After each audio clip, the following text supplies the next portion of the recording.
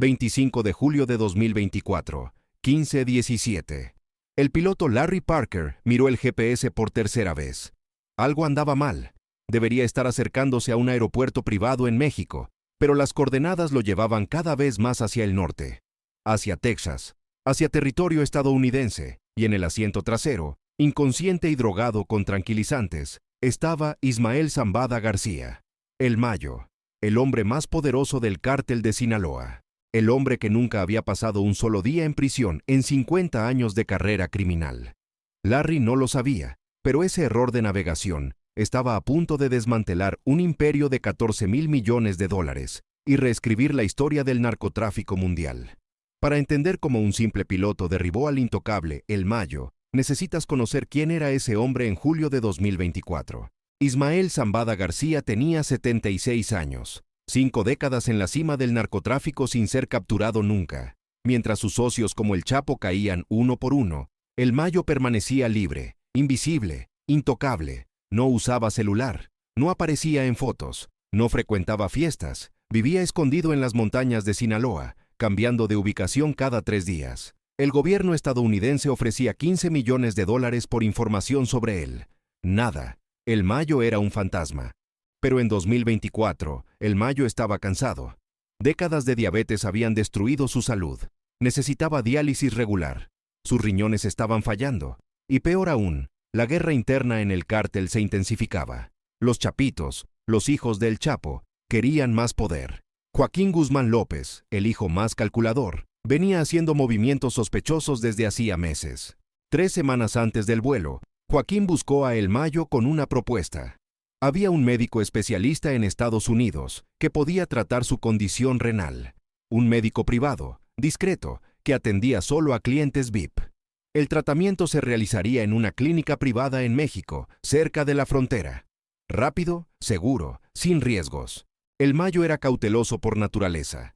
Había sobrevivido 50 años precisamente por no confiar completamente en nadie. Pero Joaquín era diferente. Era el hijo de su antiguo socio. Habían construido el imperio juntos, y El Mayo estaba desesperado. El dolor era constante. Cada sesión de diálisis era un recordatorio de su mortalidad. Aceptó. Pero lo que El Mayo no sabía era que Joaquín Guzmán López había hecho un acuerdo 3 meses antes, un acuerdo con el FBI. Un acuerdo que implicaba entregar a El Mayo a cambio de reducción de pena para él y sus hermanos.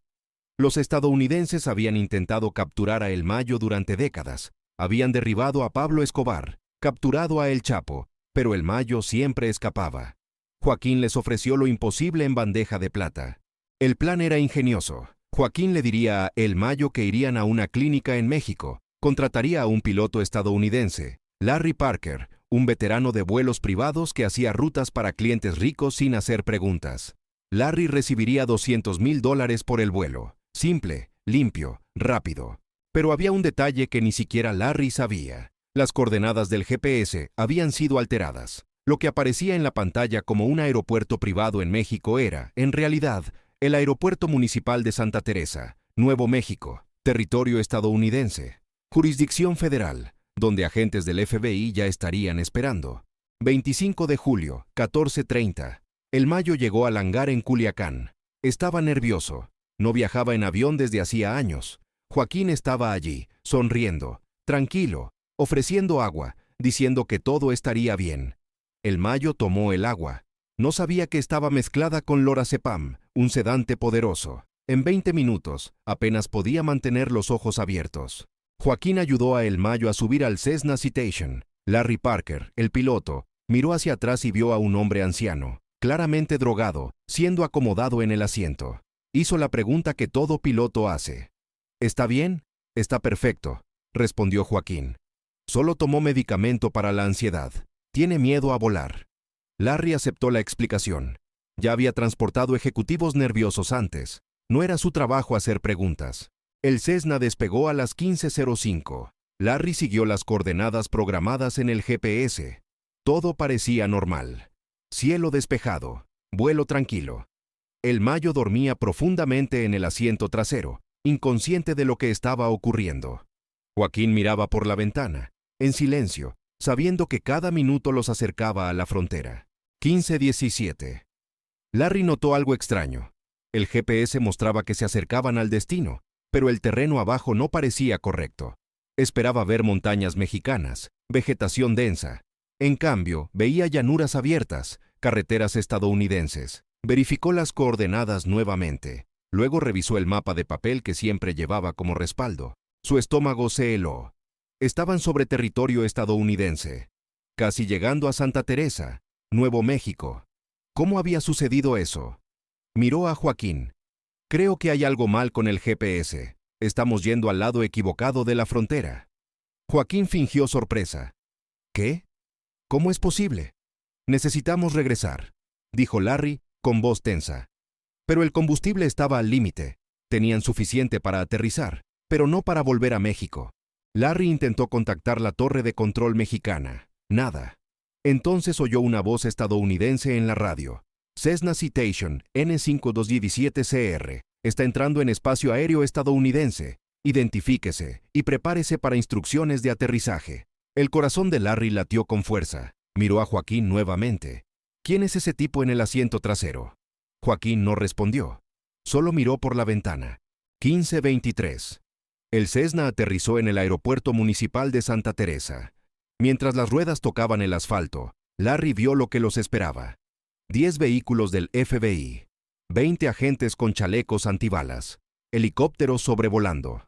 Esto no era un aterrizaje rutinario, era una operación federal completa.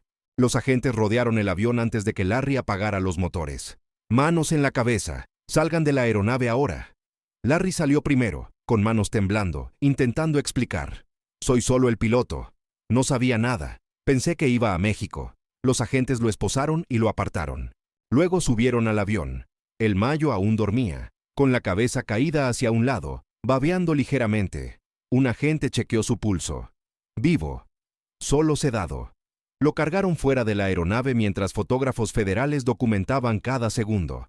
Ismael Zambada García, el hombre que había evadido la justicia por 50 años, estaba siendo cargado inconsciente de un avión, capturado sin que se disparara un solo tiro. Joaquín Guzmán López fue detenido por separado, pero a diferencia de El Mayo, Joaquín sabía exactamente lo que estaba pasando. Ya tenía su acuerdo, su abogado ya estaba en camino. En 48 horas, Joaquín sería transferido a una prisión de seguridad mínima, iniciando el proceso de cooperación que reduciría su sentencia de décadas a menos de 10 años. Cuando El Mayo finalmente despertó, estaba en una celda federal en El Paso, Texas. Tardó 3 horas en que los tranquilizantes se disiparan por completo. Cuando su visión se aclaró y se dio cuenta de dónde estaba, lo primero que preguntó fue, ¿dónde está Joaquín? Los agentes federales sonrieron. Él te entregó, Mayo. Hizo un acuerdo hace 3 meses. Fuiste vendido. La noticia explotó en el mundo del narcotráfico como una bomba nuclear. El Mayo, el intocable, había sido capturado. Pero no en un tiroteo épico, no en una operación de años. Simplemente fue entregado, traicionado por alguien que consideraba familia. Y todo por un vuelo que aterrizó en el lugar equivocado. Pero aquí está lo que la mayoría de la gente no entiende. Aquello no fue un error. Fue un truco psicológico brillante. Los estadounidenses sabían que El Mayo nunca aceptaría volar directamente a Estados Unidos, pero si pensaba que iba a México, si pensaba que estaba seguro, bajaría la guardia. Y eso fue exactamente lo que sucedió. Larry Parker, el piloto, fue interrogado durante 18 horas. Juró que no sabía nada, que pensaba que estaba haciendo un vuelo privado legal. Las coordenadas del GPS habían sido alteradas remotamente sin su conocimiento. Eventualmente, los federales le creyeron. Larry no era parte del plan. Era solo una pieza, un peón movido en el tablero sin saber que estaba jugando. ¿Y Joaquín? ¿Por qué traicionó a El Mayo? La respuesta es simple y brutal. Poder y supervivencia. Con el Chapo en prisión perpetua, los chapitos querían control total del cártel. El Mayo era el único obstáculo. Tenía lealtad, respeto, conexiones. Mientras El Mayo estuviera vivo y libre, los chapitos nunca tendrían poder absoluto. Entonces Joaquín vio una oportunidad. Los federales querían desesperadamente a El Mayo. Joaquín quería reducción de pena y eliminación de un rival. Fue un acuerdo perfecto. Joaquín entregó al mayor traficante del mundo y, a cambio, recibió promesa de sentencia reducida y protección federal. 3 días después de la captura, Joaquín dio su primera declaración oficial a través de su abogado. Alegó que no hubo traición, que él también fue engañado, que pensaba que realmente iban a una clínica en México. Nadie en el submundo le creyó. Todos sabían la verdad. Joaquín lo había planeado todo. El impacto de esa captura fue sísmico. El cártel de Sinaloa entró en guerra civil inmediata. Facciones leales a El Mayo juraron venganza contra los Chapitos. Tiroteos explotaron en Culiacán. Decenas murieron en las primeras 2 semanas. México se hundió en violencia renovada mientras diferentes grupos luchaban por el poder dejado vacío por la ausencia de El Mayo. El gobierno estadounidense celebró. El Mayo fue acusado en 7 distritos federales diferentes: tráfico de drogas, lavado de dinero, homicidio, conspiración. Si era condenado en todos los cargos, moriría en prisión. No había acuerdo para El Mayo. No había reducción de pena. A los 76 años, con los riñones fallando, El Mayo enfrentaba el resto de su vida tras las rejas. Pero quizás la parte más irónica de toda esta historia sea esta. El Mayo sobrevivió 50 años en las montañas de México, escapando de ejércitos, agencias de inteligencia, cárteles rivales, miles de enemigos. Y al final, lo que lo derribó no fue fuerza militar ni tecnología avanzada. Fue confianza. Confió en alguien. Y esa confianza, ese único momento de vulnerabilidad, le costó todo. Larry Parker, el piloto, volvió a su vida en Los Ángeles. Nunca aceptó otro vuelo privado. El trauma de descubrir que había transportado al traficante más buscado del mundo, aunque sin saberlo, lo destruyó psicológicamente. Vendió su licencia de piloto y nunca más subió a un avión. Joaquín Guzmán López está actualmente en una prisión federal de seguridad mínima, cooperando con las autoridades. Su acuerdo vale oro. Está entregando rutas de tráfico, conexiones políticas, operaciones financieras, todo.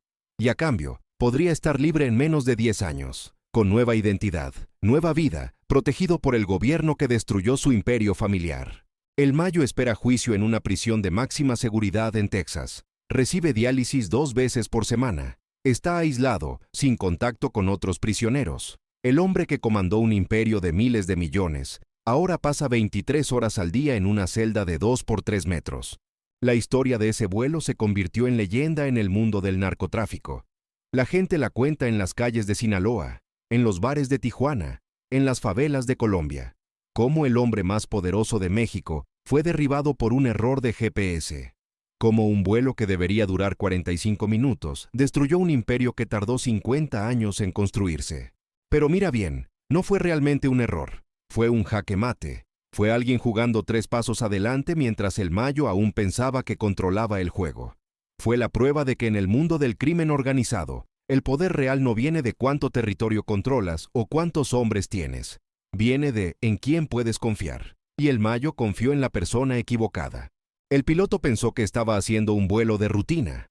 El Mayo pensó que iba a tratamiento médico.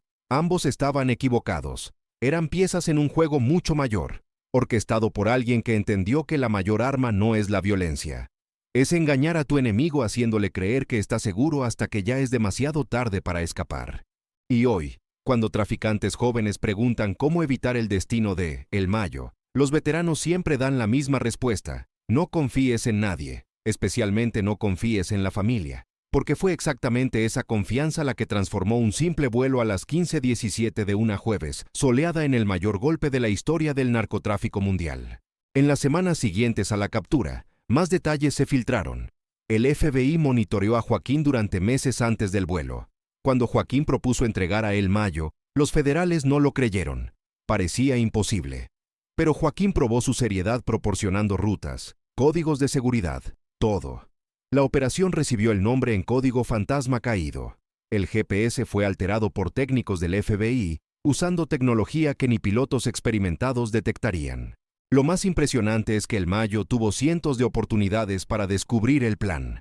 Sus sistemas de inteligencia, que lo protegieron por 5 décadas, fallaron completamente, porque el enemigo no estaba afuera. Estaba a su lado en el avión, sonriendo, ofreciendo agua con sedantes, mientras cada minuto los acercaba a la prisión perpetua.